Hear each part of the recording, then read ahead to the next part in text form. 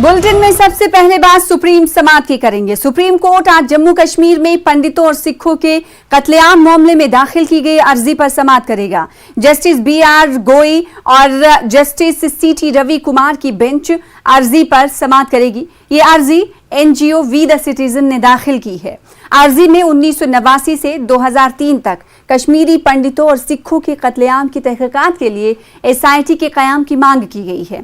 PIL में अदालत से अपील की गई है कि जनवरी 1999 के बाद की तमाम गैर मनकूला जायदादों की खरीदो फरोख्त को कालादम करार दिया जाए। तो आज देखने वाली बात होगी कि कितने बजे सुप्रीम कोर्ट में सुप्रीम समाअत होने वाली है। आपको इस समाअत के ताल्लुक से और इस पूरे मामले के ताल्लुक से ग्राफिक्स के जरिए कुछ अहम जानकारियां भी टीवी स्क्रीन पर हम आपको दे रहे हैं, जिसमें आप ये देख सकते हैं और पढ़ सकते हैं कि कब क्या कुछ हुआ, जिसके लिए वी द सिटीजन NGO की तरफ से एक अर्जी दाखिल की गई है और इस अर्जी में SIT के तश्कील की बात कही गई है। अब देखना ये होगा कि जो अर्जी गुजार ने अर्जी दाखिल की है उस पर सुनवाई करते हुए सुप्रीम कोर्ट का फैसला क्या कुछ होता है। क्या SIT जांच का मुतालबा जो किया गया है उस पर अपना फैसला सुप्रीम कोर्ट देगा। इसी तमाम चीज़ों को जानने के लिए, इन तमाम सवालों को जानने के लिए रुख करेंगे दिल्ली का। हमारे साथ हमारे नुमाइंदे सुशील पांडे जुड़ रहे हैं। सुशील पांडे, आज वो दिन आ गया जो अर्जी दाखिल की गई थी वी द सिटीजन की तरफ से, आज उस पर सुनवाई होने वाली है। पिछले कई दिनों से इस पर हमारी नजर लगातार बनी हुई है। आपने भी इस हवाले से हमें अपडेट फराहम किया है। आज कितने बजे ये मामला लिस्टेड है, सबसे पहले बताइएगा।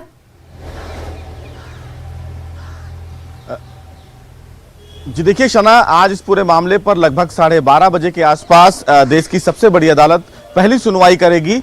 सबसे महत्वपूर्ण बात, वी द सिटीजन की तरफ से जो सुप्रीम कोर्ट में याचिका दाखिल की गई है, उस याचिका में ये मांग की गई है कि जिस तरह कश्मीर में जेनोसाइड हुआ है और तमाम हिंदू और सिखों को वहां पर कत्लेआम किया गया था, उन तमाम पहलुओं की जांच के लिए एक SIT का गठन किया जाए। हालांकि इस पूरे मामले में याचिकाकर्ता ने सुप्रीम कोर्ट से उन तमाम पीड़ित परिवारों को पुनर्वास और मुआवजा देने की भी मांग की है। सबसे महत्वपूर्ण बात याचिकाकर्ता के द्वारा सुप्रीम कोर्ट में यह कही गई है कि जब दिल्ली में सिख राइट हुए थे, उस सिख राइट्स को लेकर 30 साल के बाद भी एक SIT का गठन किया गया था सरकार के द्वारा और उन तमाम लोगों को मुआवजा दिया गया, उन तमाम लोगों के को लेकर कार्रवाई की गई, जिसमें जो लोग शामिल थे उनको सजा मिली। ऐसे में अब कश्मीर में जेनोसाइड के मामले पर भी सुप्रीम कोर्ट सुनवाई करे और एक SIT का गठन करे। तमाम लोगों के द्वारा सुप्रीम कोर्ट में यह भी मांग की गई है कि लंबे समय से जो कश्मीरी पंडित हैं या जो इस पीड़ित परिवार के तमाम जो लोग हैं वो अपने लिए न्याय का इंतजार कर रहे हैं, लिहाजा सुप्रीम कोर्ट से उन्हें न्याय की उम्मीद है। उम्मीद यह भी है कि इतने लंबे समय के बाद अगर सुप्रीम कोर्ट इस पूरे मामले में SIT का गठन करता है तो निश्चित रूप से एक न्याय का उम्मीद जो है वो देखने को मिल सकता है, क्योंकि तमाम लोगों को उनकी सरजमी से ही हटा दिया गया था, भगा दिया गया था और इतना प्रताड़ित किया गया था कि तमाम जो लोग हैं वो 90 के दशक में कश्मीर को छोड़कर कहीं और बस गए। उनकी जो जमीन है वो कब्जा कर ली गई, उनके घर हैं जो जला दिए गए और उन तमाम चीजों को अब सरकार के पास समय अगर है तो वापस किया जाए और इसीलिए फिलहाल ये मामला देश की सबसे बड़ी अदालत पहुंचा है। देखना बेहद अहम होगा कि जब सुप्रीम कोर्ट इस पूरे मामले में सुनवाई करेगा तो तमाम जो पक्षकार हैं वो इस पूरे मामले में क्या कुछ दलीलें देते हैं। हालांकि याचिकाकर्ता की तरफ से वरुण सिन्हा जो एडवोकेट हैं वो अपनी दलील आज कोर्ट में रखेंगे। पक्षकार जो होंगे, आज अगर सुप्रीम कोर्ट इस पूरे मामले में सुनवाई के लिए तैयार हो जाता है और संबंधित पक्षकारों को नोटिस जारी करता है तो एक बड़ी जीत मानी जाएगी। लेकिन अब यह भी देखना होगा कि सुप्रीम कोर्ट में जो याचिकाकर्ता हैं वो सुप्रीम कोर्ट को इस पूरे मामले में SIT गठन के लिए कितना सेटिस्फाइड कर लेते हैं, ये भी देखना बेहद अहम होगा। दलीलों के जरिए सेटिस्फाई करने की जरूरत होती है सुप्रीम कोर्ट में। अब सवाल ये उठता है कि अर्जी गुजार की तरफ से क्या कुछ दलीलें दी गई हैं जिस पर सुप्रीम कोर्ट सेटिस्फाइड नजर आता है।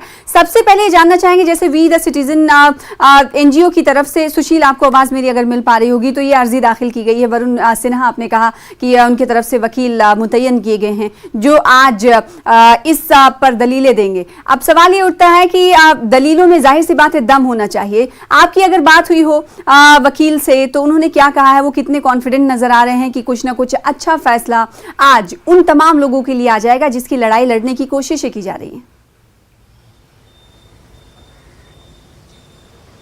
जी देखिए, फिलहाल अगर दलीलों की बात करें तो सुप्रीम कोर्ट के समक्ष दो ऐसे मामले पहले से ही लिस्टेड रहे हैं जिसमें सुप्रीम कोर्ट ने एसआईटी का गठन किया भी है और उस मामले में लोगों को सजा भी हुई है। आपको याद होगा सना कि आज से कई साल पहले दिल्ली में, और न केवल दिल्ली बल्कि उत्तर प्रदेश के भी कुछ इलाकों में सिख राइट्स हुए थे और सिख राइट्स के दौरान तमाम ऐसे परिवार थे जो पंजाब से या दिल्ली में जहां भी रह रहे हों वहां से उनको भागना पड़ा था, क्योंकि एक बड़े स्तर पर फिलहाल दंगा हुआ था जिसमें सिखों के परिवार वालों को परेशान किया गया था, उनको मारा गया था। और उस मामले में सुप्रीम कोर्ट ने ही एक एसआईटी का गठन किया था और लंबा समय सुनवाई के लिए इसमें चला। अब यह मामला फिलहाल इसीलिए पहुंचा है और इसमें उम्मीद यह भी मानी जा सकती है कि जब दिल्ली सिख राइट्स वाले मामले में सुप्रीम कोर्ट एसआईटी का गठन कर सकता है और वो भी कार्यकाल लगभग 30 साल के आसपास था, तो इस मामले में भी सुप्रीम कोर्ट एसआईटी के गठन का आदेश जारी कर सकता है।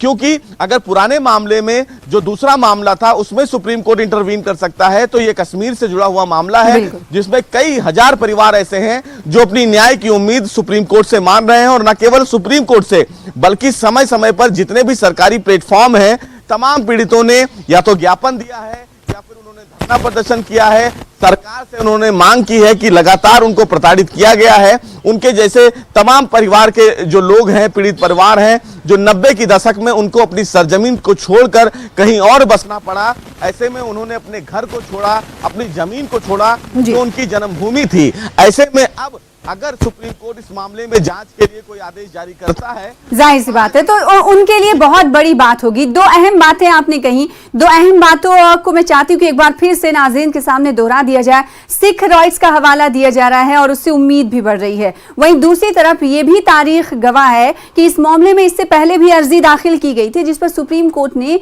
सुनवाई करने से इनकार कर दिया था। तो ये दो ऐसे नुकात हैं, दो अहम बिंदु हैं, पॉइंट्स हैं जिसको नजर में रखने की भी जरूरत है। बहुत शुक्रिया सुशील। 12:30 बजे इस पर सुप्रीम कोर्ट